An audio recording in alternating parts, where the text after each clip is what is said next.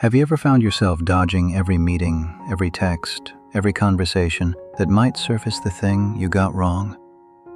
Until your whole calendar is empty and you still can't sleep? Jake Marsh is 25. He hasn't been to work in 27 days. Slide 17. 2 years at the agency and his first pitch to lead, a wellness brand. 4 months of his life, a 90-page deck. The CMO interrupted him mid-sentence. "Where did you get the demographic split?" Jake named the dataset. The CMO smiled, the bad smile. "That data is from 2019. We pivoted our customer base in 2022. Half of this deck is for a company that no longer exists." He had known the data was older and assumed. The room waited. He said something he doesn't remember. The project was killed by Friday. By Monday, he was on leave. Now it is Thursday afternoon. His color-coded Google Calendar is empty for the first time since college. His Slack shows 2,000 unread. His best friend Marcus has pushed the bachelor weekend twice. His partner's voicemail sits at 1 minute and 47 seconds, unplayed. The sourdough jar on his counter has stayed closed for 17 days. The starter is dead. He knows that, too. Friday night, his mother calls again. "Just go up to Uncle Whitman's, Jake. He's been asking after you." This time, he doesn't argue. He texts the old man before bed. Saturday morning, he drives the old sedan north until the GPS gives up and the road turns to gravel, back to the Vermont farmhouse where he had spent every summer of his childhood. Mr. Whitman is on the porch when he pulls up, coffee in hand. "The room's still yours. Coffee's warm." The first morning. 6 in the morning. Jake comes downstairs in an old flannel shirt of his great-uncle's, left folded on the bed for him, smelling of wood smoke, hair still flat from the pillow. The kitchen smells of coffee. The mug on the counter says, "World's Best Grandpa," in faded gold paint. Mr. Whitman has no grandchildren. Jake had noticed last night. He doesn't ask. A folded note beside it. "Barn when you're ready." He finds the old man in the small barn behind the house. Wood-paneled, dry, smelling of pine and beeswax. Late August light slats through the boards. A work table holds a row of arrow shafts in a vise.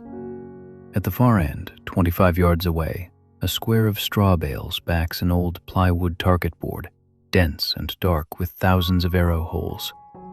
Mr. Whitman doesn't say good morning. He hands Jake a leather arm guard. Edith's. The straps smell faintly of cedar. He knocks an arrow on a longbow he made 40 years ago, draws to his cheek, releases. The arrow chunks into the target, 3 inches right of center. "There," he says, pointing. "That tells me my elbow dropped." He holds the bow out to Jake. "Now you." He doesn't watch him shoot. He crosses to a bench by the door, sits, opens a thermos. Jake draws the bow. He cannot pull it all the way to his cheek. The arrow clatters off the bottom of the target frame. He fetches it. He shoots again. Same place, low and wide left. His arm shakes. The arm guard slaps his wrist. He doesn't look where the arrows land. He just shoots harder. Hours pass. His shoulder screams.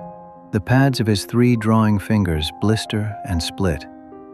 At lunch, the old man hands him a sandwich and a tin of Band-Aids on the porch, says nothing about the barn. Jake thinks, "Tomorrow I'll ask if I can stay inside and answer emails." Day 3. He watches Mr. Whitman land 6 arrows inside the rim of a coffee mug. "How?" he finally asks. The old man doesn't answer with words. He has Jake draw the bow to his cheek, then stops him there, taps his right elbow with 1 knuckle. "There, that's where it's going." He releases. The arrow lands 2 inches from center. Day 6. Before sunrise, he walks out to the barn alone. He shoots 10 arrows. All 10 cluster low right. He walks the 25 yards to the target, looks at them, not at the misses, but at the pattern, and walks back. He opens his chest. He rolls his right shoulder down. He breathes. The next 10 still scatter, but no longer all to the same wrong corner. He sits on the bench. He breathes. He looks at his hand. He is crying without sound, without knowing he had been holding the breath for 27 days. Day 12. They wax bowstrings, wordless. Jake has shot 1,000 bad arrows. He has stopped flinching. Mr. Whitman tilts his head toward the back wall. Jake hadn't seen it before. A stack of old plywood target boards leaning there, 20 deep. The old man pulls one into the slant of late afternoon light.